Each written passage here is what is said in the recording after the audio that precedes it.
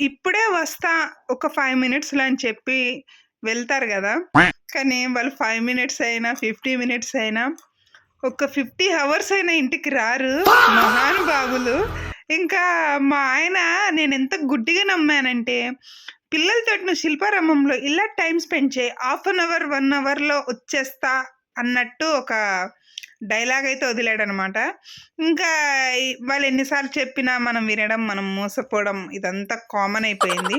ఇంకా నాకెక్కడో డౌట్ గూడా ఉండే. ఇంకా గుండె రాయి చేసుకొని ఇంక శిల్పారామంలో పిల్లల్ని తీసుకొని, ఈ మొండి నా కొడుకుల్ని ఆ పిచ్చిదాన్నేసుకొని తిరిగేలేకి నా పనైపోయింది. ఒకప్పుడు నేనే అలిగేదాన్ని మా ఆయన మీద.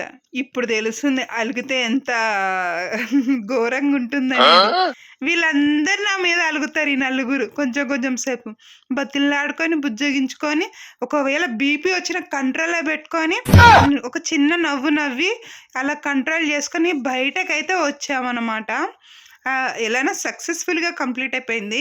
ఇక్కడ చూసారు గదా! వీడు ఇంకా మొండిగా అయితున్నాడు. అక్కని మించిపోతున్నాడు ఈ చిన్నోడు. పిల్లలతో కష్టం.